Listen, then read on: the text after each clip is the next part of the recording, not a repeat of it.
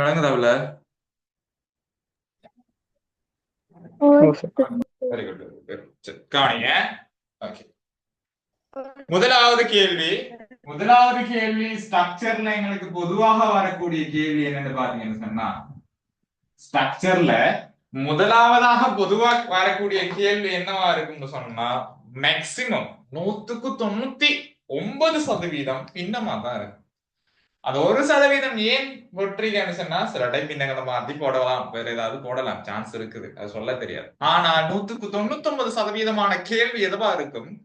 பின்னமாக இருக்கும். சரியாடா? ஓகே, பின்னம்டா என்ன அப்படின்னு விஷயம் முதலாவது நாங்க தெரிஞ்சிருக்கணும்.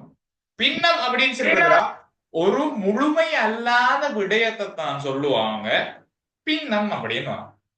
என்ன சார் சொல்ல வாரீங்க அப்படின்னு சொன்னா, கம்ப்ளீட்டா ஒன்று விஷயம் இருக்குன்னு சொன்னாங்க, நாங்க பின்னம் யூஸ் பண்ண மாட்டோம், பகுதி ஒன்று யூஸ் பண்ண மாட்டோம், மொத்தத்துல இவ்வளவு அப்படின்னு சொல்லி நாங்க யூஸ் பண்ண மாட்டோம். ஓகேவா? ஏதாவது ஒரு விஷயம் முழுசா இருக்குன்னு சொன்னா நாங்க இங்க பகுதி ஒன்று யூஸ் பண்ண மாட்டோம். எனக்கு ஒரு துண்டு தாவின்னு இருக்க மாட்டோம், ஒண்டத்தாவின்னு தான் கேட்போம். என்ன பிள்ளை கொஞ்சம் இருங்க வாரம். ஓகேவா? உதாரணமா ஃபுல் கேக் ஒன்று இருக்குன்னு சொன்னாடா, அங்க நாங்க கட் பண்ணல, அது மட்டும் தான் இருக்குதுன்னு சொன்னா, அத கேக்க மட்டும் தாங்க, கேக் கொண்ட தாவே அப்படிதான் கேட்போம். கேக்க தாங்களே அப்படிதான் கேட்போம். சோ அது கட் பண்ணப்பட்டு இருக்குது, அதுல ஒரு பகுதி தான் உனக்குன்னு சொன்னா, கேக்ல ஒரு துண்டு தாங்களே அப்படிதான் கேட்போம். சோ கேக்ல ஒரு துண்டு தாங்களே அப்படின்னும் போது அந்த துண்டு தான் பின்னம். சோ ஒரு முழுமை அல்லாத விடயத்தை தான் சொல்லுவாங்க பின்னம் என்ன சொல்லுவாங்க, பின்னம். சோ பின்னங்கள் நிறைய வகைப்படும், பின்னங்கள் நிறைய வகையா இருக்குது. சோ பிரதானமா ரெண்டு வகை இருக்குது. ஒண்ணு முறைமை பின்னம், முறைமை இல்லா பின்னம். முறைமை பின்னம், முறைமை இல்லா பின்னம். சோ ரெண்டுக்குமான டிஃபரண்ட். பகுதி எண் தொகுதி எண் இருப்பாங்க. பகுதி எண்ணை விட தொகுதி எண்ணின் பெருமானம் குறைவாக காணப்பட்டுச்சுன்னு சொன்னால் அது முறைமை பின்னம். பகுதி எண்ணை விட தொகுதி எண்ணின் பெருமானம் அதிகமாக காணப்பட்டுச்சுன்னு சொன்னா அது முறைமை அற்ற பின்னம். சோ முறைமை அற்ற பின்னத்துக்குள்ள கலப்பு பின்னம் வரும். இங்க முறைமை உள்ள பின்னத்துல அழகு பின்னம் வரும். சரியா? எளிய பின்னம் அப்படின்னு, சமவெளு பின்னம் அப்படின்னு எக்கச்சக்கமா இருக்கு. சோ அதெல்லாம் எனக்கு தேவையில்லை. எக்ஸாமுக்கு எளிய பின்னம் என்றால் என்ன, அதெல்லாம் கேட்க மாட்டான். சோ எக்ஸாமுக்கு கேட்க வேண்டிய கேள்வி வந்துகிட்டு நான் இப்ப படித்தாலதான் வரப்போகுது. சோ இந்த எக்ஸாம்ல பின்னங்கள் வரும்போதுடா உனக்கு பார்ட் 1ல ஒரு கேள்வி வரும், பார்ட் 2ல ஒரு கேள்வி வரும், சாரி ஸ்ட்ரக்சர்ல ஒரு கேள்வி வரும். பார்ட் 1ல இருக்கிற கேள்விலடா சிம்பிள், அதாவது தீர்க்கு அப்படின்னு வரும் பின்னங்கள். ஸ்ட்ரக்சர்ல இருக்கிற கேள்வி இப்ப நான் படித்தரத மாதிரி தான் வரும். சோ இந்த ஸ்ட்ரக்சர்ல இருக்கிற கேள்வி எதை பொதுவா வச்சு வரும்னு சொன்னா பின்னத்துல மிகுதியை அடிப்படையா வச்சுதான் போகும். இப்ப ஒரு கேக் ஃபுல்லா வாங்குறீங்க, வாங்கி கட் பண்ணி வைக்கிறீங்க, கட் பண்ணிட்டு ஒரு துண்டு எடுத்துட்டீங்கன்னு சொன்னா நாங்க சாப்பிடுற துண்டத்துல இருந்தா கொடுக்க மாட்டோம். ஒரு மனுஷனுக்கு நாங்க திண்டு இருக்காம திண்டவாயோட கொடுக்குறோம், வேறையா இருக்குதானே பிள்ளை, அதுல இருந்துதான் எடுத்து கொடுப்பான் விளைஞ்சா. சோ மீதியை அடிப்படையாக வச்சு போறதுதான் இங்க நாங்க படிக்க போற பாடமா இருக்க போகுது. கிளியரோ? மனசுல ஆயோ? மனசுல ஆயோ? மனசுல ஆய். சரி, இப்ப வாங்க பாப்போம். முதலாவது கேள்வி வாசிக்கிறேன், கவனி. ஓகே, பிள்ளைகளுக்கு பாடசாலை சீருடை தைப்பதற்கு கொள்வனவு செய்த துணியில் 3/4 சேட் தைப்பதற்கு பயன்படுத்தப்பட்டது. சரி, ஓகேடா. இப்போ பாடசாலை யூனிஃபார்ம், சரியா, சீருடை தைப்பதற்கு துணி வாங்குறாங்க. சீருடை தைப்பதற்கு டேய் நான் சின்னதா விளங்குறேன் தானே. சோ அந்த நான் சின்னவா விளங்குறத டச் பண்ணனா பெருசா விளங்குறேன். இப்போதைக்கு டச் பண்ணி வச்சிரு. ஓகேயா? இப்ப சீருடை துணி, சீருடை துணி, ஓகேவா? சீருடை துணி. ஓகே, சோ இந்த சீருடை துணி எடுக்கிறாங்க. சீருடை துணி எடுப்பதற்கு, சரியா, அந்த சீருடை துணிகளா டோட்டலா எவ்வளவு ஒன்று இருக்குது அது எங்களுக்கு தெரியல. டோட்டலா எவ்வளவு ஒன்று இருக்கு. சோ இந்த சீருடை துணியில முதலாவது விஷயம் 7 பிரிச்சு 3 பங்கு அவன் என்ன செய்யறான், ஷேட் தைப்பதற்கு. ஷேட். சோ 7 பிரிச்சு 3 ஷேட் தைக்கிறான்னு சொன்னா மொத்தம் அங்க இருக்கும், மொத்தம் இருந்திருக்கும் 7 பங்கு. என்ன 7 பங்குல 7 பிரிச்சு 3 ஷேட் தைக்கிறதுக்கு உபயோகிக்கிறான். கிளியர்? ஓகே. இப்ப ஷேட் தச்ச பிறகு மீதி ஒன்று வரணும், கட்டாயம் மீதி ஒன்று வரும். மீதி, சரியா? ஷேட் மீதி யோசிப்பாரு. 7 முழுமையா இருக்குது. சோ அந்த 7 ஷேட் தைக்கிறதுக்கு யூஸ் பண்றாங்கடா. மிச்சம் எவ்வளோடா? 7 ஏழில் 4. சோ இந்த மீதியை அடிப்படையாக வச்சுதான் அடுத்தடுத்த விஷயங்கள் போகுது. ஓகேவா? நான் ஒட்டுமொத்தமா கேள்வியை வாசி எடுத்த பிறகு நான் டோட்டலா மறுபடி வழங்கப்படுத்துறேன். சரியா? ஓகே. 7/3 பங்கு ஷேட் தைப்பதற்கும் பயன்படுத்தப்பட்டது. முதலாவது கேள்வி கேட்கிறான், ஷேட் தைத்த பிறகு மீதி பங்கு எவ்வளவு? அப்ப முதலாவது கேள்விக்கான ஆன்சர் எடுத்துட்டேன். முதலாவதுக்கான ஆன்சர் எடுத்துட்டோம். யாரு? 7 பிரிச்சு 4 பங்கு. முதலாவதுக்கான ஆன்சர் எடுத்தாச்சு. தொடர்ந்து பார்ப்போம் பாருங்க. சேட்டை தைத்த பின் எஞ்சிய துணியின், இப்ப எஞ்சிய துணி தான் 7/4 பங்கு. எஞ்சிய துணியின் 4/1 பங்கு காற்றட்டை தைப்பதற்கு பயன்படுத்தப்படுகின்றது. சோ இந்த எஞ்சிய துணியில நல்லா கவனிச்சுக்கோ, இந்த எஞ்சிய துணியில் இல்ல என்ன அர்த்தம்? தரேன் அர்த்தமே. எஞ்சிய துணி எங்களுக்கு எவ்வளவு தெரியும்? 7 பிரிச்சு 4 பங்கு. இதுல எத்தனை பங்கு அவன் சொல்றான்? 4 பிரிச்சு ஒரு பங்கு. அவன் என்ன சொல்றான்? 4 பிரிச்சு ஒரு பங்கு என்ன சொல்றான்? காற்றட்டைன்னு சொன்ன பிள்ளைகள் என்ன கலிசன் துணின்னு சொல்லுவாங்க. எங்கட பாசல் சொல்றோம்னா கலிசன் துணின்னு சொல்லுவாங்க. காற்றட்டை என்ன சொல்றான்? காற்றட்டை. ஓகே, காற்றட்டை.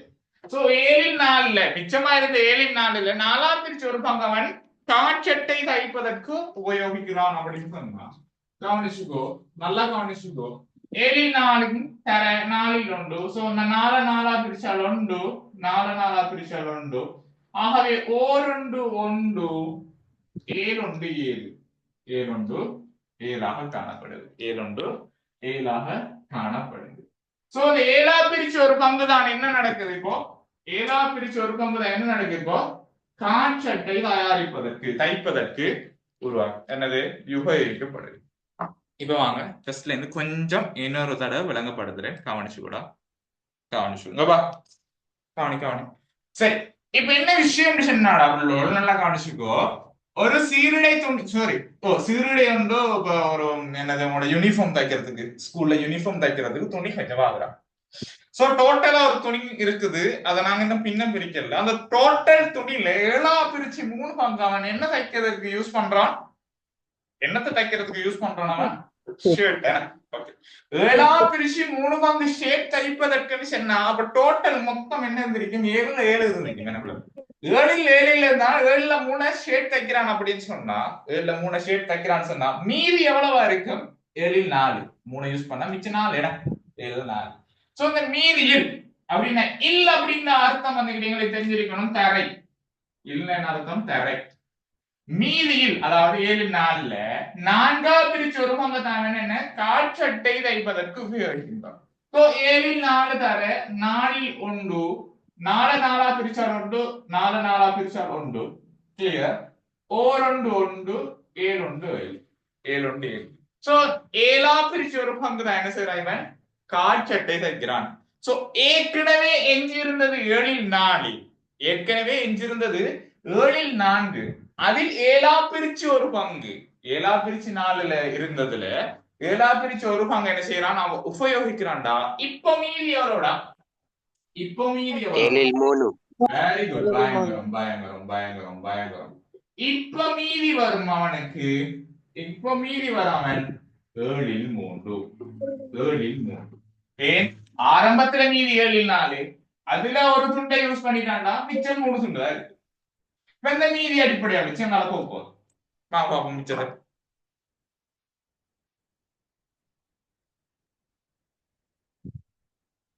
ஓகே, சரி. என்ன சொல்றான்? 4/1 பங்கு காற்றட்டை தைப்பதற்கு பயன்படுத்தப்பட்டது. காற்றட்டை தைப்பதற்கு தேவையான துணியின் அளவு முழுவதின் என்ன பின்னம்? 7/1. மேலே கூறப்பட்ட இரு வகையும் தைத்த பின் எஞ்சிய துணியின் அளவு என்ன பின்னம்? எஞ்சியது இப்ப கடைசி எவ்வளவு எஞ்சி இருக்குது? 7/3. அதையும் கண்டுபிடிச்சு.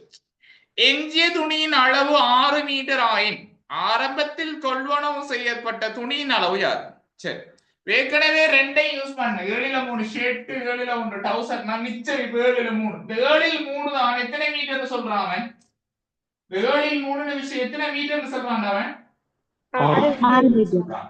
அப்ப டோட்டல் எவ்வளவு தான் கேள்வி. சோ டோட்டலுக்கான சமன்பாடு தெரியும் எங்களுக்கு. அது எதுவா இருந்தாலும் பிரச்சனை இல்லை. அது எதுவா இருந்தாலும் பிரச்சனை ஒன்றே கிடையாது. இப்ப பின்னம் ஒன்று இருக்குன்னு வச்சுக்கோங்க.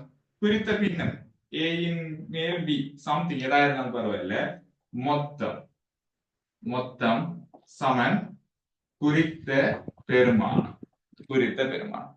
இப்ப பின்னம் எங்களுக்கு தெரியும், 7 பிரிச்சு 3 பங்கு. 7 பிரிச்சு 3 பங்கு இருக்குது மிச்சம்.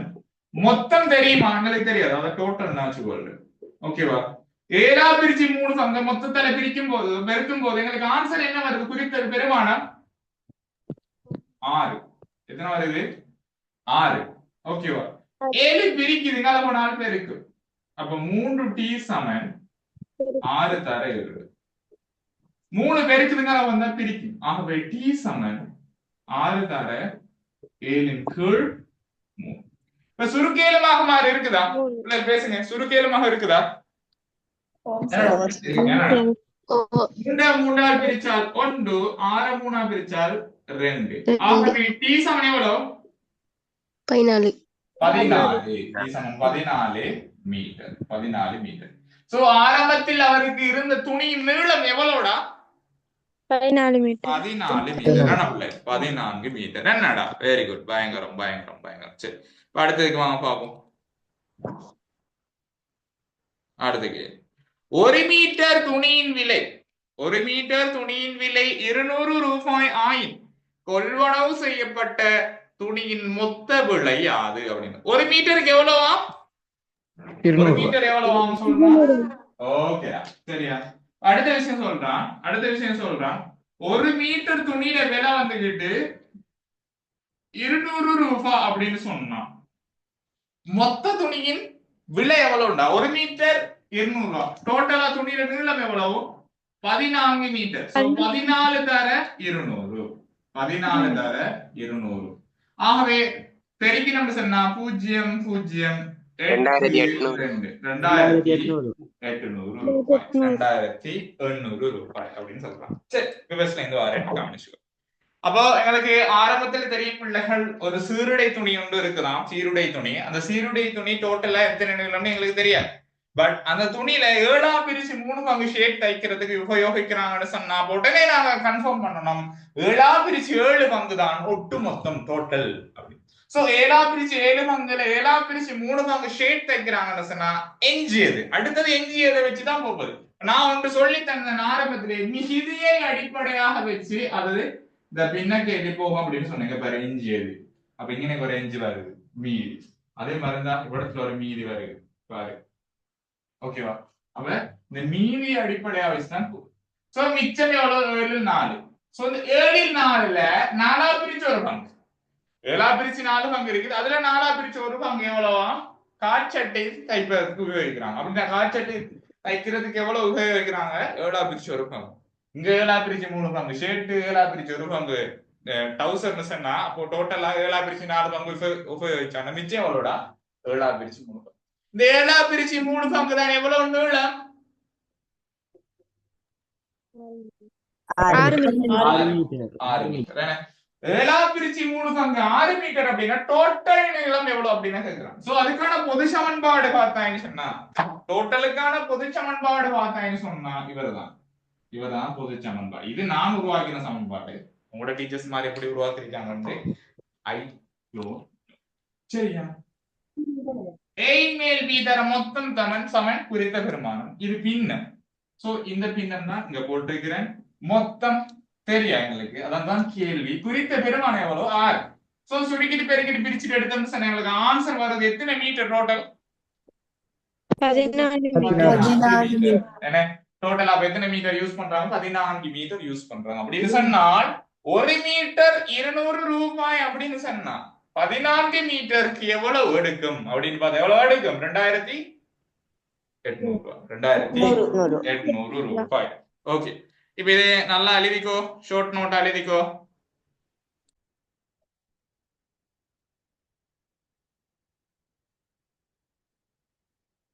ஓகே, அடுத்த கேள்வி பார்ப்போமே. சரி, படத்தை வரைஞ்சு பாரு.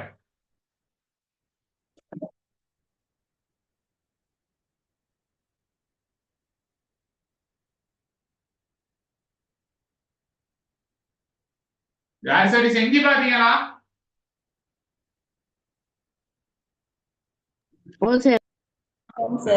பயங்கரம் பயங்கரம் பயங்கரம்.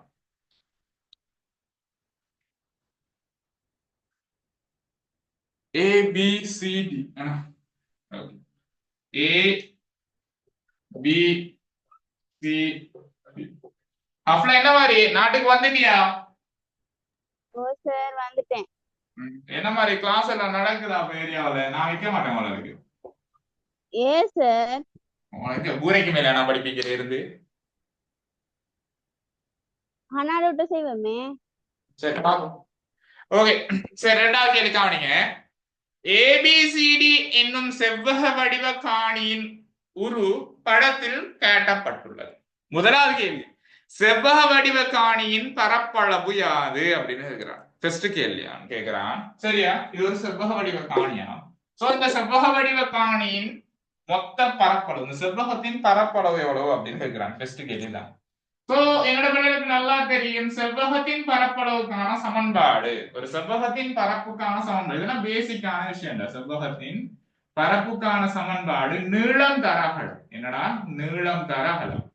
நீளம் தர அகலம் தான் செவ்வகத்தின் பரப்பளவுக்கான சமன்பாடாக காணப்படும். சோ நீளம் எவ்வளவோ, நீட்டா இருக்கிற போதுதான் நீளம். சரியா? சின்னதா இருந்துச்சுன்னா அது அகலம்.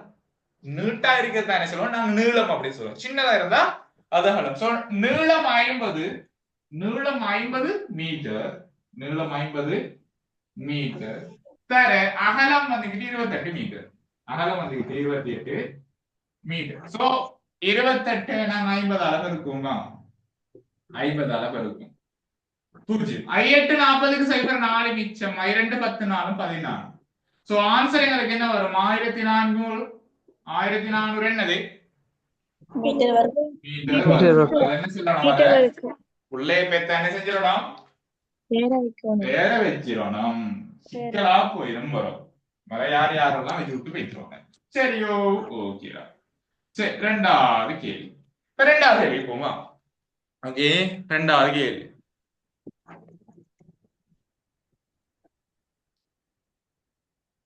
ரெண்டாவது கேள்வி என்ன கேட்கிறான்? படத்தில் காட்டப்பட்டவாறு ஏடியை விட்டமாக உடைய அரைவட்ட வடிவ நிலத்தில் பூச்செடிகள் வளர்க்கப்பட்டுள்ளன. பூச்செடிகள் வளர்க்கப்பட்டுள்ள பகுதியின் சுற்றளவு யாது அப்படின்னு கேட்கிறான். இங்க கவனிடா, இதுல ஏடியை விட்டமாக உடைய, இந்த ஏடியை விட்டமா இருக்கு. ஏடியை விட்டமாக உடைய அரைவட்டம் ஒன்று இருக்குதா? அந்த அரைவட்டத்துல என்ன செய்யறாங்க? பூச்செடிகள் வளர்க்கப்பட்டதாம். இந்த பூச்செடிகள் வளர்க்கப்பட்ட பகுதியின் சுற்றளவுன்னு கேட்கிறான். என்னத்து கேட்கிறான் அவன்? சுற்றளவு கேட்கிறான். சரிடா, இங்க கவனிங்க. இந்த ஏடி விட்டமா, இது விட்டம் அப்படின்னு சொன்னா விட்டம் டி சமன் 2r சொல்லலாம். டி சமன் 2r சொல்லலாம். நான் சொல்லி தந்திருக்கேன், ஞாபகம் இருக்கா? அதாவது விட்டம் 2 ஆரைகளுக்கு சமமாக காணப்படும். விட்டம் வந்துகிட்டு 2 ஆரைகளுக்கு சமமாக காணப்படும். அதே நேரம் d/2 சமன் r. அதே நேரம் d/2 சமன் r. அதாவது விட்டத்தின் அரைவாசி யாருக்கு சமமா இருக்கும்? ஆரைக்கு சமமாக இருக்கும். என்னடா? விட்டம் 2 ஆரைகளுக்கு சமமாக இருக்கும். அதே நேரம் விட்டத்தின் அரைவாசி ஒரு ஆரைக்கு சமமா இருக்கு. சோ டோட்டலா விட்டம் 28 மீட்டர் அப்படின்னு சொன்னா இந்த ஆரை எவ்வளவாக இருக்கும்? 14 மீட்டராக. சோ இந்த அரைவட்டத்தின் சுற்றளவுக்கு சமன்பாடு, அரைவட்டத்தின் வெள்ளி நீளத்துக்கு சமன்பாடு வேற, அரைவட்டத்தின் சுற்றளவுக்கு சமன்பாடு வேறதாக காணப்படும். சோ அரைவட்டத்தின் சுற்றளவுக்கு சமன்பாடு பாத்தீங்கன்னு சொன்னா, அரைவட்டத்தின் சுற்றளவுக்கு சமன்பாடு பாத்தீங்கன்னு சொன்னா நல்லா ஞாபகம் வச்சுக்கோ. அரை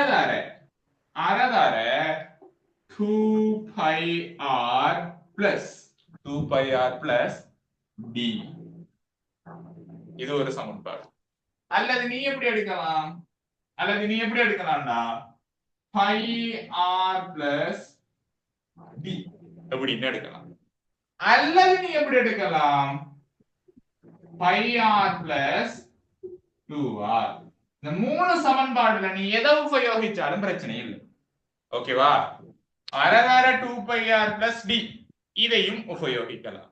அல்லது πr plus d இதையும் உபயோகிக்கலாம். அல்லது πr plus 2r. நீ எதை உபயோகிச்சாலும் பிரச்சனை இல்லை. உனக்கு வரக்கூடிய ஆன்சர் ஒன்றுதான். இதுக்கான வரக்கூடிய ஆன்சர் உண்டு. சோ நீ இதெல்லாம் உபயோகிக்க வேண்டிய அவசியம் கிடையாது. நீ பேசிக் இதையே உபயோகம். இதுதான் உனக்கு சிறந்ததாக காணப்படும். இதுல விளக்கத்தை நான் இப்ப சொல்லி தரப்போறேன். கவனி, இது எங்களுக்கு தேவை இல்லை. இது எங்களுக்கு தேவை இல்லை இப்போதைக்கு. நான் இருந்தாலும் நான் எழுதி விடுறேன். நான் எழுதி விடுறேன். ஒருவேளை உனக்கு உபயோகிக்க நீ யூஸ் பண்ணலாம். கிளியரோ? ஓகே. இந்த அரைக்கான விளக்கம் என்னடா? அரைவட்டம். அரைவட்டம் இது என்னது? அரைவட்டம் தானே. சோ அதுதான் அரை போட்டிருக்கு. சோ 2πr சொல்றது ஒரு முழுவட்டத்தின் சுற்றளவு. முழுவட்டத்தின் சுற்றளவு. ஓகேவா? அரைவட்டம் 2πr சொல்றதுக்கான விரிவாக்கம் என்னது? ஒரு முழுவட்டத்தின் சுற்றளவு. சோ முன்னுக்கு அரைவட்டத்தை போடுனா 2πr முழுவட்டம். ஆனா முன்னுக்கு half. இந்த d அப்படின்னு சொல்றது என்ன தெரியுமா? இந்த d அப்படின்னு சொல்றது யாருன்னு சொன்னாடா, இந்த துண்டு. இந்த தானே, இந்த துண்டு தான் d. இந்த இந்த துண்டு தான் d. சுற்றளவு கேட்கிறோம். சோ நாங்க இப்ப பெருமதியை போட போறோம். ஓகே, பெருமானத்தை போடுவோமாங்களா? பெருமானத்தை போடுவோம். அரை தர 2πr 2 தர பைட பெருமானம் எவ்வளவு? 22 கீழ் 7. சின்ன வயசுல இருந்து படிச்சிருக்கிறோம். என்ன ஆரை இப்ப எவ்வளவு? ஆரை எவ்வளவு? 14 மீட்டர்.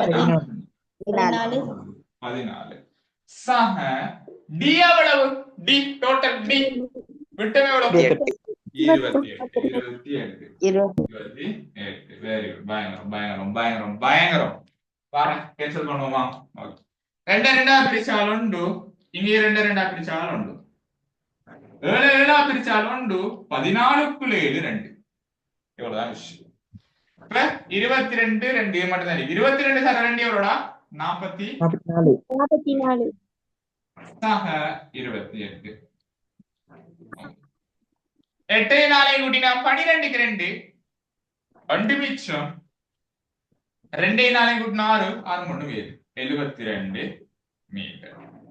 சோ அந்த அரைவட்டத்தின் சுற்றளவு எவ்வளவு? அரைவட்டத்தின் சுற்றளவு எவ்வளவு?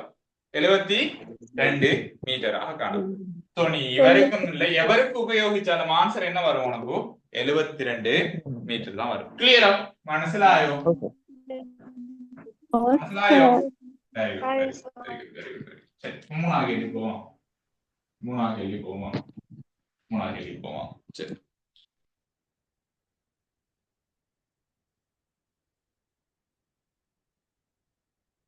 மூணாவது கேள்வி போவோம்.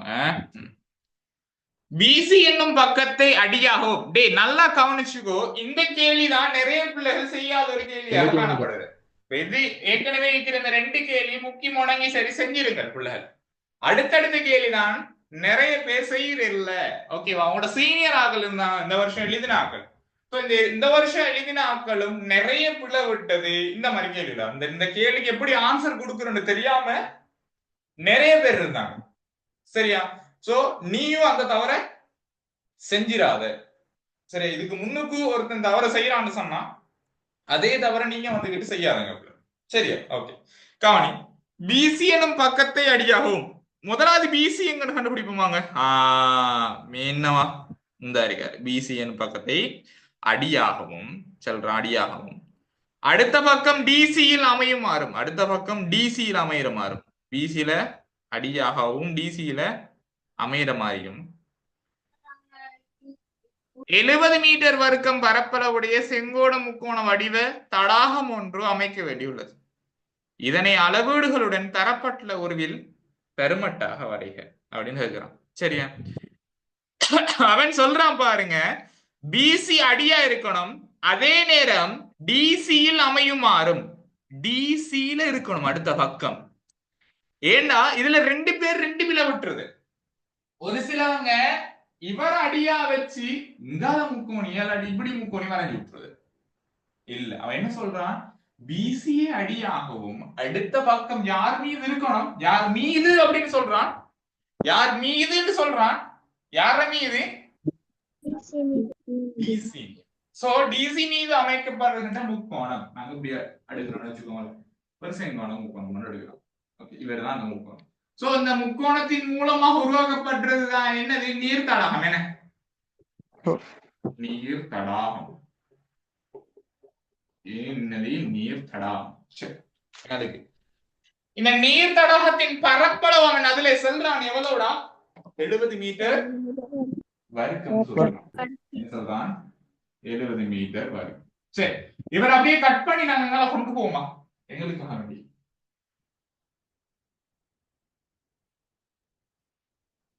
ஓகே, கட் பண்ணி கொண்டு வந்தாச்சு. சரியா, கட் பண்ணிட்டேன். இது பி, இவர் சி. சோ பிசி நீளம் எங்களுக்கு தெரியும் 28 மீட்டர். 28 மீட்டர். சோ இவர பரப்பளவு எங்களுக்கு தெரியும் எவ்வளோட? 70 மீட்டர் வர்க்கம். என்ன 70 மீட்டர் வர்க்கம்டா. இந்த துண்டு எவ்வளவு? இதான் கேள்வியா இருக்கும் பாருங்க. சரி வாங்க பாப்போம்.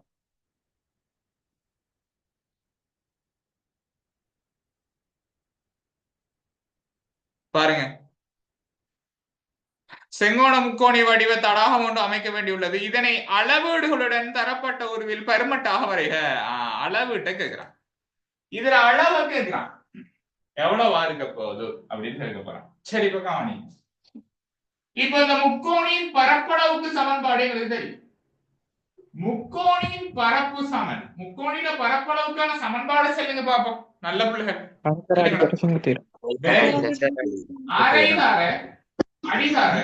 அடிகர செங்குத்து உயரம். வெரி குட், பயங்கரம் பயங்கரம். நீ யாரு? சும்மா நல்ல பயங்கரமான கல்யாணம். அரைய போட்டாச்சு. அடி எவ்வளவு சொல்றான்? 28. 28 தர செங்குத்து உயரம் இது தெரியுமா எங்களுக்கு? இல்ல. சோ இவங்களோட பெருமானம் டோட்டலா முக்கோணத்தின் பரப்பளவு எவ்வளவு தந்திருக்கிறான்? 70 மீட்டர். 70. வாங்க சுருக்கும், வாங்கடா சுருக்கும், வாங்க சுருக்கும். 2 2ஆல் பிரிச்சால் 1, 28 2ஆல் பிரிச்சால் 14. சோ 70 சமன் 14x. 14 பேருக்கு திங்கள வந்தால் 70 கீழ் 14 சமன் x. ஆகவே x சமன் நான் நினைக்கிறேன் 5 வருமா? 5 மீட்டர். சோ இது எவ்வளோடா? 5 மீட்டராக காணப்படும். இது எவ்வளோ? 5 மீட்டர். 5 மீட்டர். இது வேலையும் சாப்ப கிளியரு മനസ്സിലായോ? ഇത് അടുത്ത കേൾவி போவாங்க. வாங்களா, அடுத்த கேள்வி. பூச்செடிகள் வளர்க்கப்பட்ட பகுதியும் தடாகத்துக்கு ஒதுக்கப்பட்ட பகுதியும் தவிர்ந்த எஞ்சிய காணியின் பரப்பளவு யாது அப்படின்னு கேட்கிறான். சரிடா, பூச்செடிகள் வளர்க்கப்பட்ட பகுதி எவ்வளவு அவன் சொல்றான்? பூச்செடிகள் வளர்க்கப்பட்ட பகுதி நான் கண்டிருக்கேமா, நம்ம பரப்பளவு காணல. பட் தடாகத்துக்கு ஒதுக்கப்பட்ட பரப்பளவு எவ்வளவு எங்களுக்கு தெரியும். எவ்வளவு? 70 மீட்டர். 70 மீட்டர். டோட்டல் பரப்பளவு எவ்வளவு? 1400 மீட்டர் வருது. சோ இப்ப நாங்க கண்டுபிடிக்க வேண்டிய ஆள் யாரு? பூச்செடியின் பரப்பளவு. நாங்க கண்டுபிடிக்க வேண்டிய ஆள் யாரு? பூச்செடியில பரப்பளவு. பூச்செடியில பரப்பளவு கண்டுபிடிக்க போறோம். நான்காவது கேள்வி. இது எவ்வளவு? 28 மீட்டர் விட்டம். 28 மீட்டர். சரி, இப்ப இந்த அரைவட்டத்தின் பரப்பளவுக்கு சமன்பாடு பார்த்தீங்கன்னு சொன்னா, அரைவட்டத்தின் பரப்புக்கு சமன்பாடை பார்த்தீங்கன்னு சொன்னா நல்லா ஞாபகம் வச்சுக்கோ. அரைவட்டத்தின் பரப்புக்கு சமன்பாடை பார்த்தீங்கன்னு சொன்னா என்ன வரும்? அரை தர பையார் வரும். என்ன வரும்? அரை தர பையார் வரும். பையார். ஓம், நீங்க 22 2ஆ பிரிச்சா 14 போட்டிருக்கீங்க.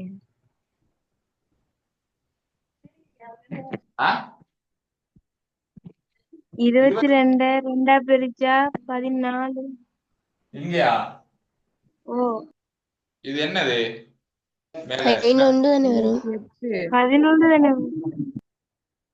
இது என்னது? நான் மேல எழுதிக்கிறது அடி. இந்த முக்கோணத்தின் அடி எவ்வளவு? 28. 28. சோ 28 2ஆ பிரிச்சா எவ்வளவு?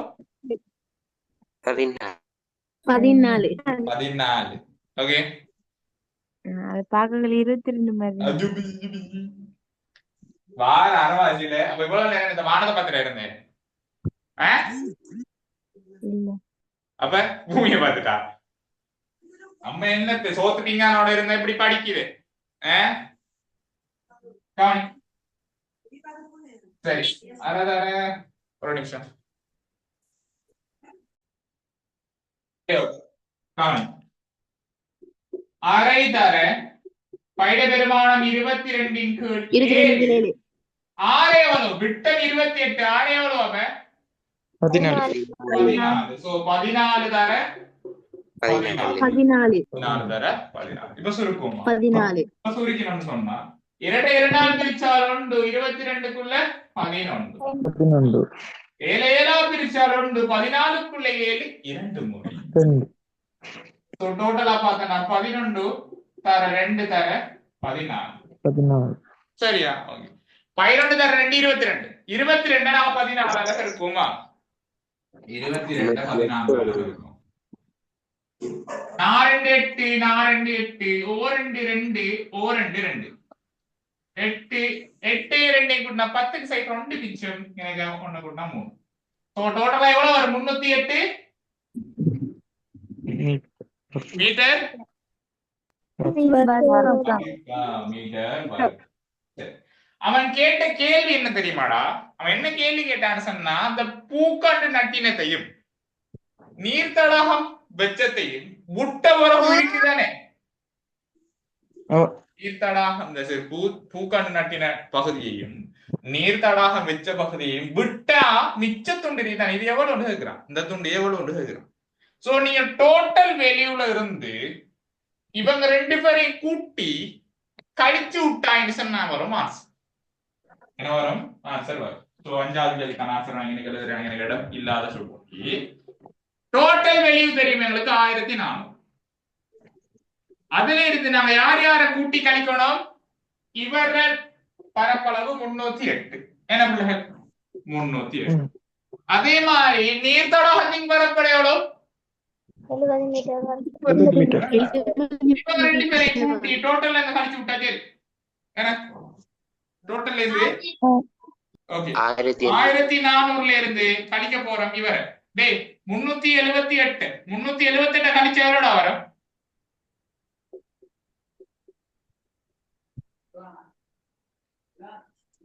1022 1022 மீட்டர் வர்க்கம் 1022 மீட்டர் வர்க்கம் பயங்கரம் விளைஞ்சா யோசிச்சு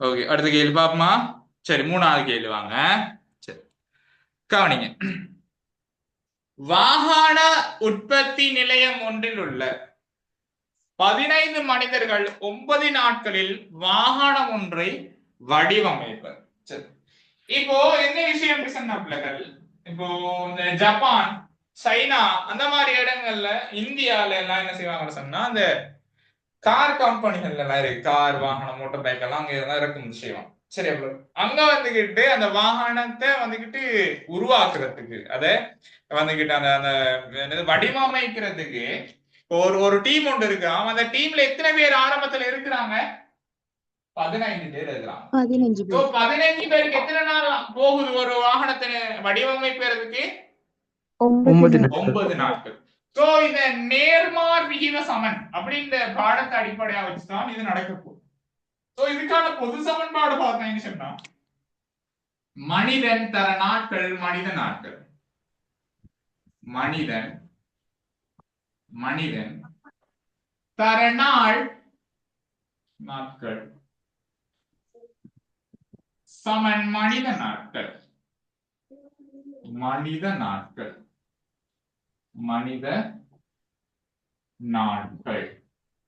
சரியா இதுதான் இதுக்கான பொது சமன்பாடாக இருக்கு சோ 15 மனிதர்கள் சேர்ந்து 9 நாட்கள்ல வேலை செய்யறாங்க 15 பேர் சேர்ந்து எத்தனை நாள்ல வேலை செய்யறாங்கன்னா 9 நாள்ல வேலை செய்யறாங்க அப்படின்னா மனித நாட்கள் எவ்வளவு வரும் பிள்ளைகள் 135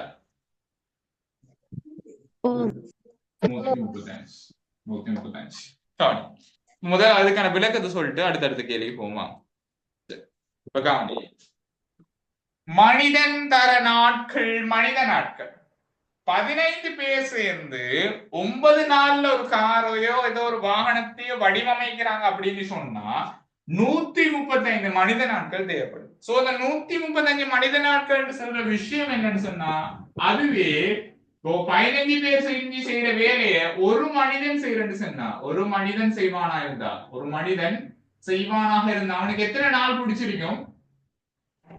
135 நாள். 135 நாள் முடிச்சிருக்கு. இதுதான் அதுக்கான என்னது விஷயம். சரி, அடுத்தடுத்த கேள்விக்கு போவோம் வாங்க. சரியா? இந்த கிளாஸ்ல இருந்து லெஃப்ட் ஆயிட்டு போனீங்கன்னு சொன்னா அது எனக்கு சம்மந்தம் இல்லை, அதுக்கான பொறுப்பு நான் எடுக்கவும் மேலாது. அதுக்கு நீ தான் பகா சொல்லணும். சரி, ஓகே. முதலாவது கேள்வி, வாகனம் ஒன்றை வடிவமைப்பதற்கு தேவையான மனித நாட்கள் எத்தனை? அதான் கண்டுபிடிச்சிட்டேன். 135 மனித நாட்கள். மேலே உள்ள 15 மனிதர்களும் 3 நாட்களில் வேலை செய்த பின் அவர்களில் 5 பேர் விடுமுறை பெற்று சென்றனர். ஓகே, முதலாவது கேள்வி. இரண்டாவது கேள்வி, முதல் 3 நாட்கள் வேலை செய்த வேலையின் அளவு யாது அப்படின்னு இருக்கிறான். பச்சை தண்ணி கேள்விதான் அவனே. 15 பேர் சேர்ந்து எத்தனை நாள்? இப்ப ரெண்டாவது விஷயம் வேலை செய்யறாங்க 3 நாள் வேலை செய்யறாங்கன்னு சொன்னா 3 நாள் 15 பேர் சேர்ந்து 3 நாள் வேலை செய்யறாங்கன்னு சொன்னா மனித நாட்கள் எவ்வளவு வரும்? 45 மனித நாட்கள் வரும். சோ இந்த 3 நாட்களுக்கு பிறகு எத்தனை மனிதர்கள் போறாங்க? 5 பேர் போறாங்கன்னு சொன்னா இப்ப எத்தனை பேர் இருக்கிறாங்க? 10 பேர் இருக்கிறாங்க. 10 பேர் இருக்கிறாங்க.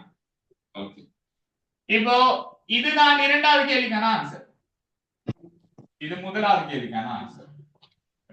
இப்ப மூணாவது கேள்வி போவோம். பச்சை தண்ணி கேள்வி பிள்ளை. நான் செய்யற மெத்தட் நீ ஃபாலோ பண்ணா சொன்னா வேற எதுவுமே தேவைடா. அவ்வளவு லேசுடா. உனக்கு நீ நல்லா படிப்பாயிடா. உனக்கு அறிவு இருக்குது, திறமை இருக்குது, ஹார்ட் ஒர்க் இருக்குது. ஆனா அதை கைட் பண்ற விதம் தான் தெரியல. அதான் விஷயம். மத்தபடி உனக்கிட்ட எல்லாமே இருக்குடா. மூணாவது கேள்வி, மிகுதி உள்ள 10 மனிதர்களும் வாகனம் ஒன்றை வடிவமைக்க தேவையான மேலதிக நாட்கள் எத்தனை அப்படின்னு சொல்றான். சரி, ஆரம்பத்தில் அவன் செல்றான் 15 பேர். இது வந்துகிட்டு அவன் ஐடியா. ஓகேவா? 15 பேர் இருந்தா எத்தனை நாள் அந்த வாகனத்தை அமைச்சிடலாம், வடிவமைச்சிடலாம்? 15 பேர் இருந்தா 9 நாள் வடிவமைச்சிடலாம். ஆனா அதே 15 பேர் டெஸ்டுக்கு எத்தனை நாட்கள் வேலை செய்யறாங்க? ஆரம்பத்துல 3 நாள். அப்ப எத்தனை மனித நாட்கள் வேலை செஞ்சிருக்காங்க? இப்போ 45. இப்ப எஞ்சிய மனித நாட்கள் எவ்வளவு? டோட்டலா 135 மனித நாட்கள் இருந்துச்சு. அதுல 45 மனித நாட்கள் வேலை செஞ்சிட்டாங்கடா. இப்ப மிச்சமா எவ்வளவு மனித நாட்கள் இருக்குது? கழிச்சாயிடா 90 மனித நாட்கள் இப்ப இருக்கு. சோ இந்த 90 மனித நாட்களை எத்தனை மனிதர்கள் சேர்ந்து வேலை செய்ய போறாங்க? 10. நல்லா காமிச்சோ. இந்த 90 மனித நாட்கள் எஞ்சிய மனித நாள். ஓகேவா? சரி, இந்த எஞ்சிய மனித நாள 10 பேர் சேர்ந்து எத்தனை நாள்ல செஞ்சு முடிப்பாங்க? இதான் விஷயம். இதான் கேள்வி. மூணாவது கேள்விக்கான ஆன்சர். எங்களுக்கு எத்தனை நாள் தெரியுமோ இவனத்துக்கு? சோ நான் எக்ஸ் போட்டுக்கொள். ஆகவே 10x சமன் 90 சொன்னால் x சமன் எவ்வளோடா? 90 10 பிரிக்கணும். x சமன் எவ்வளோ? 9. சோ அந்த 10 பேர் சேர்ந்து எத்தனை நாள்ல வேலை செஞ்சிருப்பாங்க?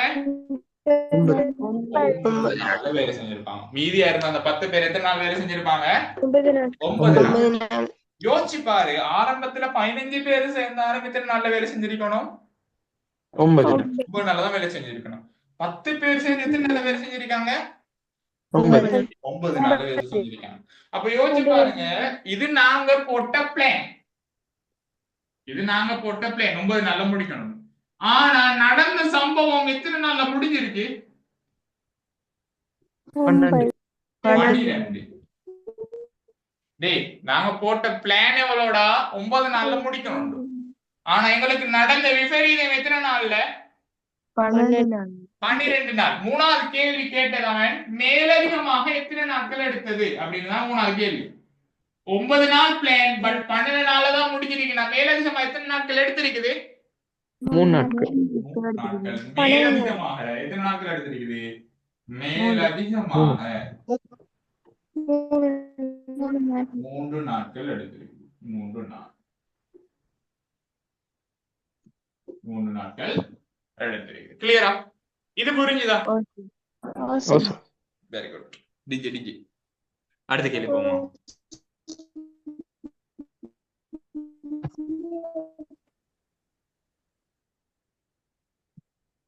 அடுத்த கேள்வி. மேற்படி வேலையில் ஈடுபடும் தொழிலாளர் ஒருவரின் ஒரு நாள் சம்பளம் ரூபாய் 3500 ஆகும். விடுமுறை பெற்ற ஒருவரும் விடுமுறை பெறாத ஒருவரும் பெற்ற மொத்த சம்பளத்துக்கு இடையிலான வித்தியாசம் எவ்வளவுன்னு கேட்கிறான். சரி, ஒருத்தர் ஒரு நாள் சம்பளம் எவ்வளோ? 3500. 3500 ரூபாய். ஒருத்தர் ஒரு நாள் சம்பளம் 3500 ரூபாய். சரி, யோசிச்சு பாருங்கடா. விடுமுறை பெற்ற ஒருவர் அப்படின்னு சொன்னா விடுமுறை பெற்றவர் எத்தனை நாள் வேலை செஞ்சிருக்காரு? 3 நாள். 3 நாட்கள். 3 நாள் தான் வேலை செஞ்சிருக்காரு. அதுக்கு பிறகுதான் நான் 5 பேர் இல்லாம போகுது. 5 பேர் ஏற்கனவே இதுக்குள்ளதான் இருந்திருக்காரு. அப்ப விடுமுறை பெற்ற ஒருத்தர் எடுத்தேன்னு சொன்னா ஒருத்தர் எத்தனை நாள் வேலை செஞ்சு? விடுமுறை பெற்றவர் விடுமுறை பெறாதார். விடுமுறை பெற்ற ஒருத்தர் எடுத்தேன்னு சொன்னா அவர் எத்தனை நாள் வேலை செஞ்சிருக்காரு? 3 நாள் வேலை செஞ்சிருக்காரு. ஒரு நாள் கூலி எவ்வளவுடா? 3500. 3500 ரூபாய். நல்லா ஞாபகம் வச்சுக்கோ. விடுமுறை பெறாதார் ஒருத்தர் இருப்பாருன்னு சொன்னா அவர் இப்ப எத்தனை நாள் வேலை செஞ்சிருப்பாரு? ஏற்கனவே 3 நாள் வேலை செஞ்சிருப்பாரு. திருப்பி 9 நாள் வேலை செஞ்சிருப்பாரு. டோட்டல் எத்தனை நாள் வேலை செஞ்சிருக்காரு? 12 நாள். அவருக்கும் ஒரு நாள் சம்பளம் எவ்வளவு? 3500. சோ இவங்க 2 பேரையும் பெருக்கி ஆன்சர் எடுத்து போட்டு இவரை கழிச்சு என்ன சொன்னா தொகை வரும். என்ன வித்தியாசம் தானே கேட்கிறாங்க. தொகையை காணும். சரி, 3500 3 ஆக இருக்குமா? 10,500. அதே மாதிரி 3500 12 அழகு இருக்குமா? 42. 2000. 0 0 2 10 0 2 மிச்சம் 5 3 6 2 6 3 3 0 0 0 2 கொண்டு மிச்சம் 42,000 வேணா? 42,000. ஓகே, அவன் கேட்ட கேள்வி என்ன பிள்ளைகள்? மேலதிகமா எவ்வளவு எடுத்திருப்பாங்கடா? ஓகே, வித்தியாசம். என்ன வித்தியாசம் அப்படின்னு கேட்கிறான். என்ன வித்தியாசம் அப்படின்னு கேட்டான்னு சொன்னா எவ்வளவு வித்தியாசம்? 42,000 இருந்து 10,500 கழிச்சீங்கன்னா எவ்வளவு? 31,500 ரூபாய். கிளியரா? புரிஞ்சுதா? Very good. யோசிச்சு பாருங்க. நான் 3 கேள்வி செஞ்சிட்டேன். ஸ்ட்ரக்சர் கேள்வி 3 ஸ்ட்ரக்சர்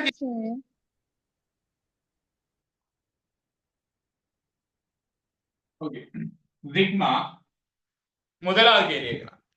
1 இருந்து 9 வரை உள்ள முழு எண்கள். 1 இருந்து 9 வரை உள்ள முழு எண்கள் அப்படின்னா வரை உள்ள அப்படின்னு சொல்றான். இடையே உள்ளேக்கும் வரை உள்ளேக்குமான டிஃபரெண்ட் என்னடா? 2 கேள்வி கேட்கலாம். இடையே உள்ளன்னு சொன்னா அந்த 2 பேர் தந்துட்டு இருப்பாங்க, அவங்க வராம நடுவுக்குள்ள இருக்கிறது தான் வரும். இவங்கள்ல இருந்து இவங்க வரைக்கும் அப்படின்னு சொன்ன கேட்கிறதும் முடிக்கிறதும் வரும். விளையாச்சா? நான் பேசுற தமிழ் விளங்குதா? ஓம்டா ஓம், இல்லண்டா இல்ல. எருவ மாடுகள் நீங்க கேட்கறது எனக்கு விளங்காது. சரியா? நீங்க பாத்துருக்கீங்களா? வானத்தை பாத்துருக்கீங்களா? மேசைக்கு அடிக்கிறீங்களான்னு எனக்கு தெரியாது. பேரண்ட்ஸ் ஆக்கள் கேக்குறீங்களா? இருந்தா நான் பேசுறது கேட்கிறேன்னா அவங்களோட மக்கள்கிட்ட செல்லுங்க. பேசுறா அந்த சேர் கேட்கிறாரு தானே, மைக் ஒன் பண்ணி செல்லி தொலைன்னு செல்லுங்க. விளைஞ்சா? ஏன்னா அவங்களோட பிள்ளைகள் பாக்குறா இல்லையான்னு எனக்கு தெரியாது. நான் வெறும் கேமரா வச்சு தான் பார்த்துட்டு பேசிட்டு இருக்கிறேன். உனக்கு தெரியுமா இல்லையான்னு சொல்லி எனக்கு நீ பேசுனா தான் தெரியும். அந்த வளமையா பேசுற அந்த அக்மல் ஆனா அந்த 4-5 பேர் தான் வந்துகிட்டு பேசுறாங்க. மிச்சது மகத்து இல்ல, ஏரியாவிலேயே இல்ல. தயவு செஞ்சு பேரண்ட்ஸ் ஆக்கள் பக்கத்துல இருந்து கேட்கறீங்களா இருந்தா சொல்லுங்க. டேய் நீயும் பேசி படிக்கத்தானே போயிருக்கார், அவர் கேட்கிற கேள்விக்கு ஆன்சர் சொல்லு. அப்பதான் நீங்க படிக்கிறவங்களோட புள்ள படிக்கிறா இல்லைன்னு எனக்கு விளங்கு. இல்லையே விளங்காது. ஓகே, இதுக்கு மிச்சம் நான் பொறுப்பு எடுக்கல. அது பிசிக்கல் கிளாஸ் இல்ல, ஆன்லைன் கிளாஸ் சொல்லிட்டேன். ரெண்டுக்கும் ஒன்று தொடக்கம் ஒன்று வரை அப்படின்னு சொன்னா தொடக்கம் வரை அப்படின்னு சொன்னா உதாரணமா 3 தொடக்கம் 5 வரை அப்படின்னு சொன்னா இந்த 3ம் வரும் நடுவு கேட்கிற 4 5 இவங்க அவ்வளவு பேர் வருவாங்க.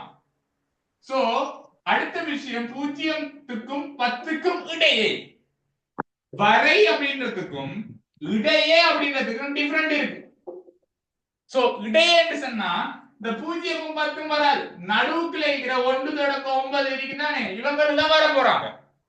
விளைஞ்சா இவங்க 2 பேரும் வராது. மாறாக இந்த 1 9 இருக்குதானே இவங்களுக்கு இடையில தான் அந்த வரப்போ. சரி, இவங்களுக்கு தான் இந்த இவங்க தொடக்கம் இவங்க வரைக்கும் தான் வரப்போகுது. இவங்க 2 பேரும் வராது. ஆனால் இவங்க 3 தொடக்கம் 5 வரை அப்படின்னு சொன்னா 3ம் வரும் 5ம் வரும் நடுவு கேட்கிறதும் வரும். இது கிளியரோ? கிளியர்.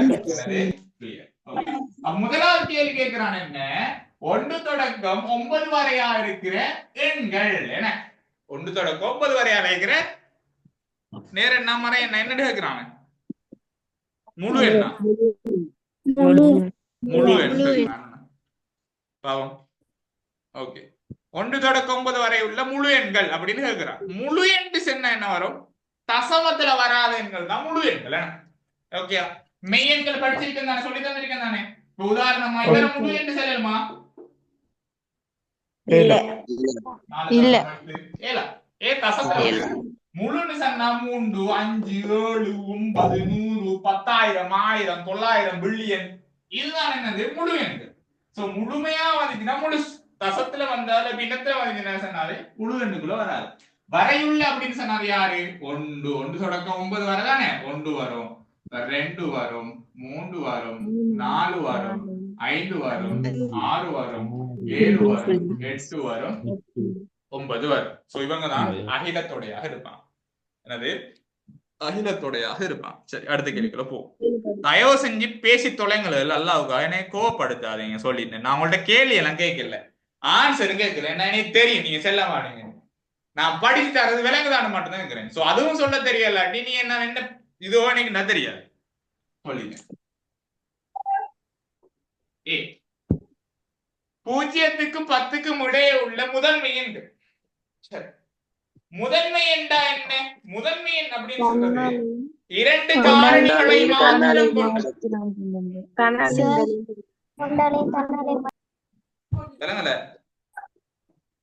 சார், இந்த தொடை குறியீடு போடுற இல்லையா, பிரக்கெட் போடுற இல்லையா, இரட்டை அடைப்பு. இரட்டை அடைப்பு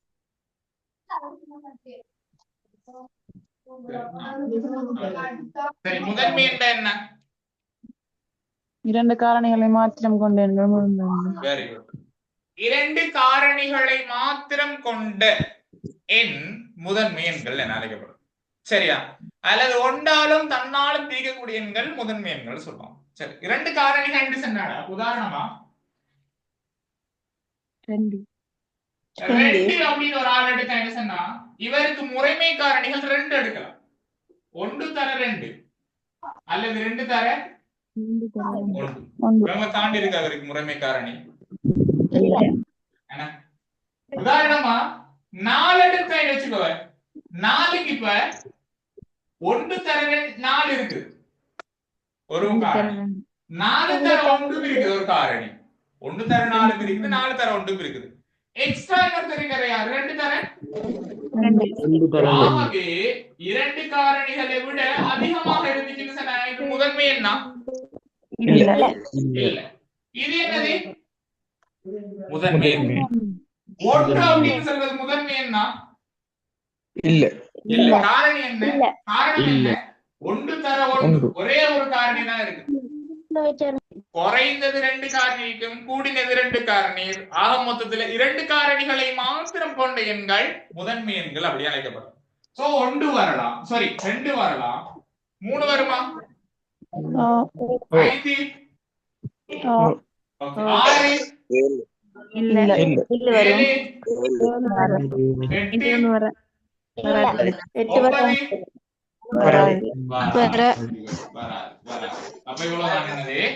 இவ்வளவுதான் என்னது முதன்மை எண்கள். யாருக்கு என்ன முதன்மை எண்? இது 0 தொடக்கம் 10க்கு இடையே உள்ள முதன்மை எண்கள். இடையே உள்ள முதன்மை எண்கள். முதன்மை எண்கள். முதன்மை எண்கள். கிளியரோ? கிளியரோ? இப்ப சொல்லுங்க, யாருக்காச்சும் தூக்கம் வருதா? யாருக்காச்சும் தூக்கம் வருதா? அடுத்த கேள்வி. இல்ல. பி 0க்கு 10க்கு இடையே உள்ள ஒற்றை எண்கள் அப்படின்னு கேக்குறான். அடுத்த விஷயம், டேய் ஒற்றை எண்னா என்னடா?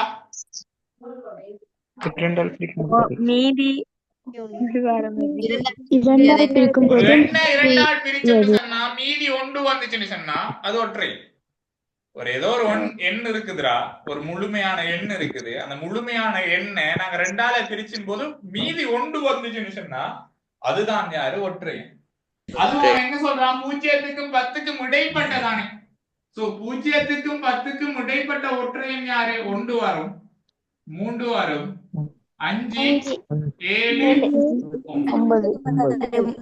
அப்ப என்ன? 0க்கும் 10க்கும் இடைப்பட்ட ஒற்றை என்ன? ஒற்றை. ஒற்றை.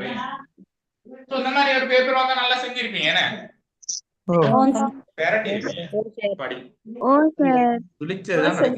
எங்களுக்கு தெரியாதா? உங்களோட வண்டவாளங்கள் எங்களுக்கு தெரியாதா? சும்மா வாயிலாட்டி சொரி நாய் தூக்கிட்டு போய். முதலாவது கேள்வி பாரு. அகிலத்தொடையின் மூலகங்களே எழுதியாச்சு. ஏ எனும் தொடையின் மூலகங்களே எழுதுக. பி எனும் தொடையின் மூலகங்களே எழுதியாச்சு. தரப்பட்ட வெண்ணுருவில் மேற்கூறப்பட்ட தொடையின் மூலகங்களை வகை குறிக்க. ஓகே, முதல் 3 கேள்வி நாங்க செஞ்சாச்சு. 4வது கேள்விக்கு செய்ய போறோம். ஓகே, படத்தை வாங்கிட்டு வாங்க. யாருக்கு அது வரப்போ?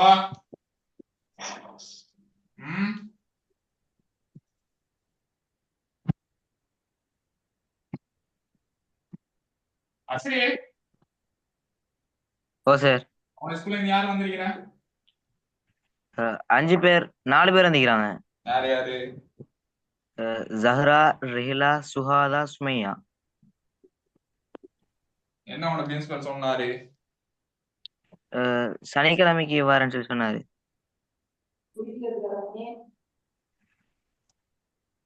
சனிக்கிழமைக்கு சேர் வந்து கிளாஸ் எடுப்பேன்னு சொல்லி சொன்னாரு. சரி, இப்ப கவனிக்கலாம். இப்ப கவனிங்கடா, அகிலத்தொடைக்குள்ள 1 தொடக்கம் 9 இது ஃபுல்லா வரும். ரெண்டாவது விஷயம், ஏ அப்படின்ற தொடை இவங்க. அதே மாதிரி பி அப்படின்ற தொடை இவங்க. ஏக்கும் பிக்கும் பொதுவான பகுதி தானே இது. இது யாருடா? இது யாரு? ஏ மட்டும். ஏ மாத்திரம். ஏ மாத்திரம். என்ன இது யாருடா? இந்த துண்டு பி மாத்திரம். இந்த நடுத்துண்டு யாரு? ஏ இடைவெட்டி. ரெண்டுக்கும் பொதுவா இருக்கு. மேன பொது. இவர் யாரு? ஏ ஒன்றிப்பு பி டேஷ். இவங்களுக்கு இல்லாத வெளியில் அர்த்தம். இது விஷயம் முதலாவது தெரிஞ்சு. முதலாவது நான் கண்டுபிடிக்கணும் யாருன்னு சொன்னா இந்த நடுப்பகுதி, இந்த துண்டு தான். இவர் எடுத்தாதான் மிச்சத்தை கண்டுபிடிச்சலாம். இவங்களுக்கு இடையே இருக்கும் போது யாரு நான் பொதுவா இருக்குன்னு பாரு. இந்த 3 பாரு. 2 இடத்துல 3 இருக்கு, 2 இடத்துல 5 இருக்கு, 2 இடத்துல 7 இருக்கு.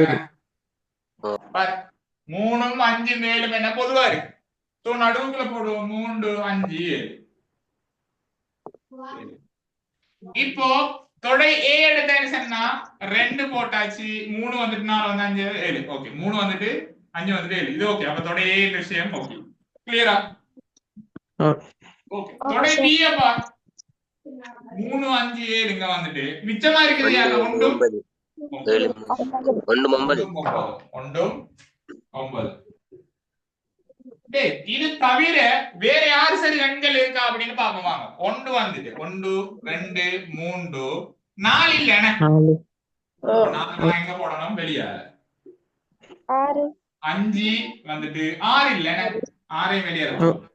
7 வந்துட்டு 8 இல்ல, அது வெளியே.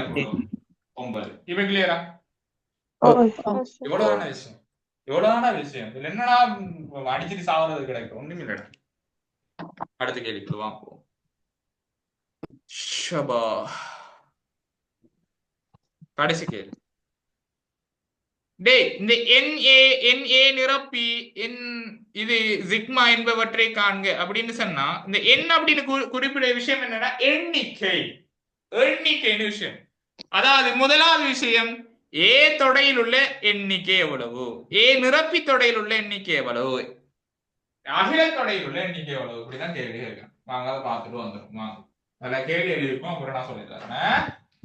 முதலாவது கேள்வி NA, இரண்டாவது கேள்வி NA நிரப்பி, மூணாவது கேள்வி N அகில தொடர். சரி, இப்ப கவனிடா, மனசுல ஆயோ, கவனி. சரி, A அப்படி தொடையில் இருக்கிற மூலகங்கள் எத்தனைடா? A அப்படின்னு அர்த்தத்தில் இருக்கிற மூலகங்கள் எண்ணிக்கை எத்தனை? 1 2 3 4.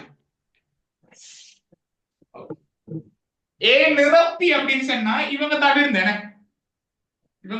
A நிரப்பின்னு சொல்ல கிட்ட வருது 1 2 3 4 5.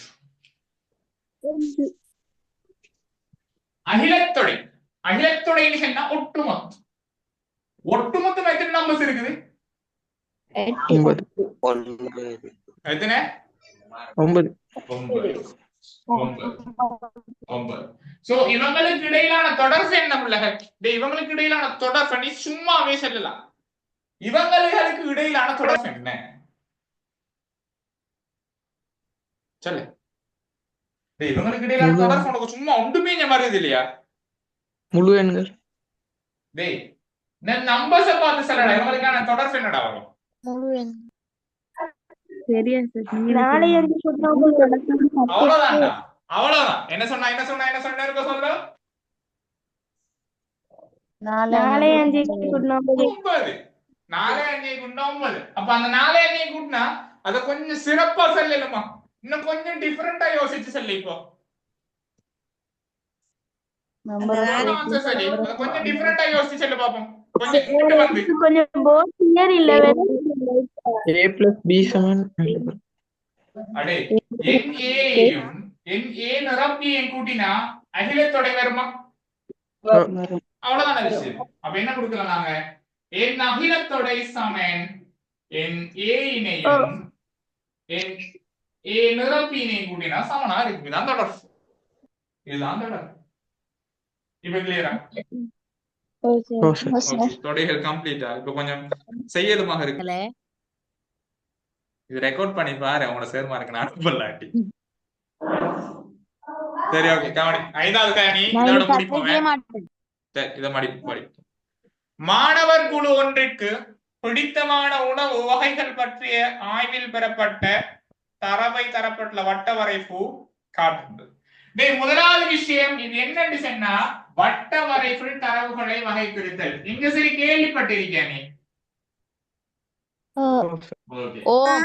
இந்த வட்ட வரைப்பில் தரவுகளை வகைபிரித்தல் கிரேட் லெவலாக படிச்சிருக்கியா? அதாவது நாங்க ஃபர்ஸ்ட் டைம் யூனிட் ஸ்டார்ட் பண்ணதானே, அதுல படிச்சிருக்கியா? இல்ல சார். இல்ல, ஏன்னா உனக்கு இதுலயே இல்ல. எக்ஸாம் என்ன செய்வான்னு கேட்பான்.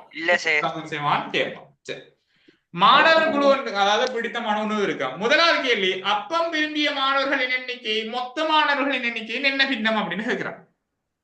ஓகேடா, இந்த அப்பம் விரும்பியவங்க வந்துகிட்டு மொத்த மாணவர்கள்ல என்ன பின்னம் அப்படின்னு கேட்கிறான். டே, மொத்தம் ஃபுல் வட்டம். இதுல என்ன வட்டம்டா இது? அப்பம் விரும்பினது கால் வட்டம். என்ன முதலாவது கேள்விக்கான ஆன்சர் என்ன? 4ஆ பிரிச்சு ஒரு பங்கு. அக்மல், இது எங்க சரி நாங்க படிச்ச மாதிரி ஞாபகம் இல்லையா? அக்மல் படிச்ச மாதிரி ஞாபகம் வேணா இது எங்களுக்கு செஞ்ச மாதிரி. 2வது கேள்வி, அப்பம் விரும்பிய மாணவர்களின் எண்ணிக்கை 45 ஆய்வுக்கு உட்படுத்திய மாணவர்களின் மொத்த எண்ணிக்கை யார்? சரி, அப்பம் வாங்கிய மாணவர்கள் எண்ணிக்கை எத்தனை சொல்றாங்க? 45 பேரா? ஓகே, அப்ப எங்களுக்கு தெரியும் சமன்பாடு. நல்லா ஞாபகம் வச்சுக்கோ. நல்லா ஞாபகம் வச்சுக்கோ. உனக்கு ஒரு சமன்பாடு சொல்லி தந்தேன்.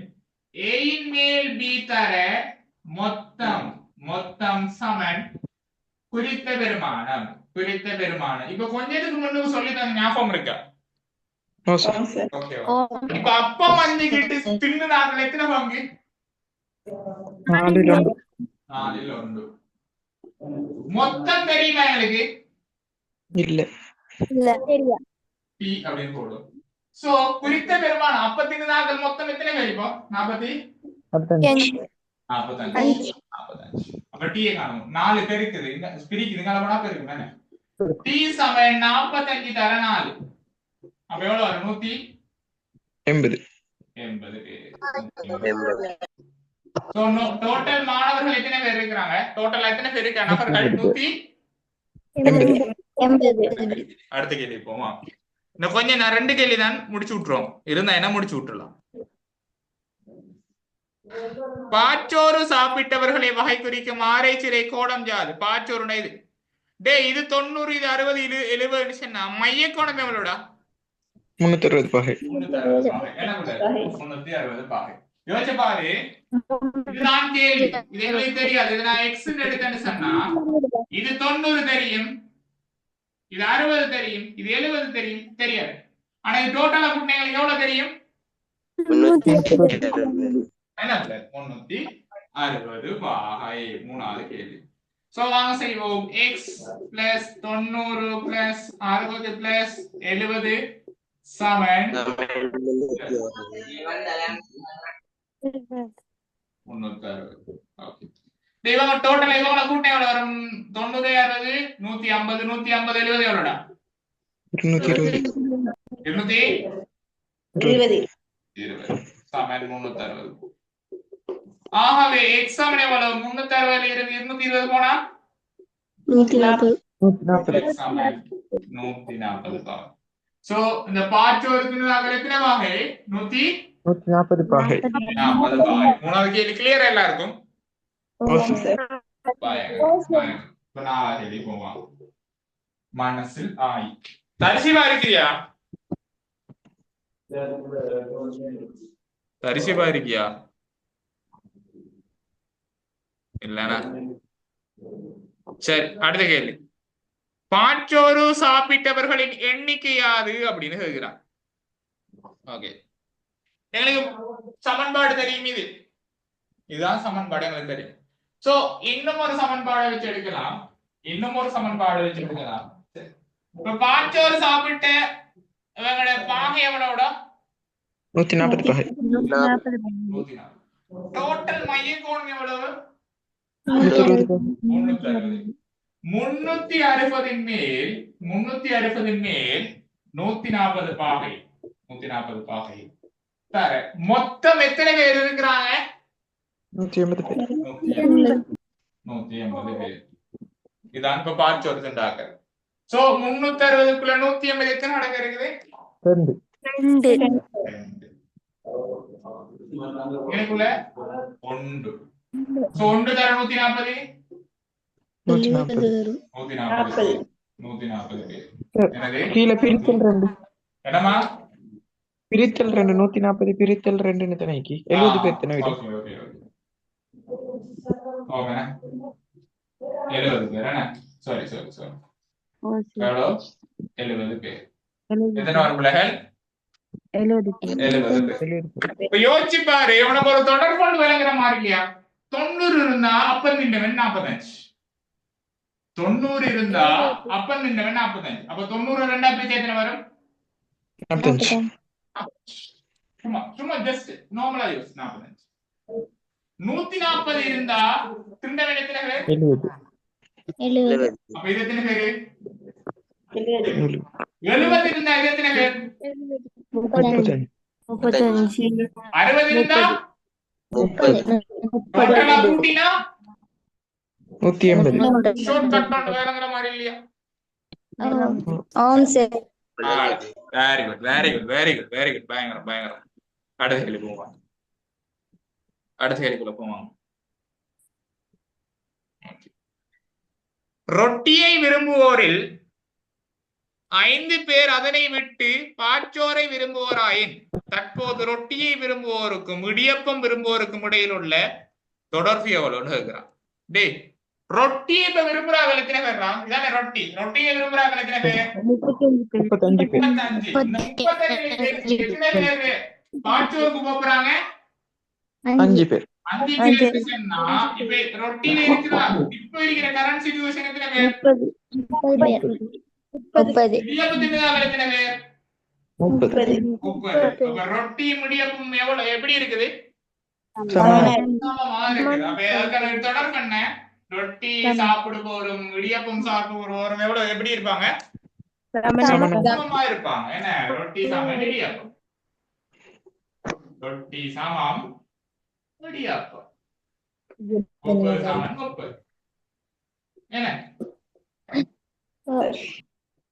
என்ன கொட்டாவியெல்லாம் மூக்கால விடுவீங்களோ?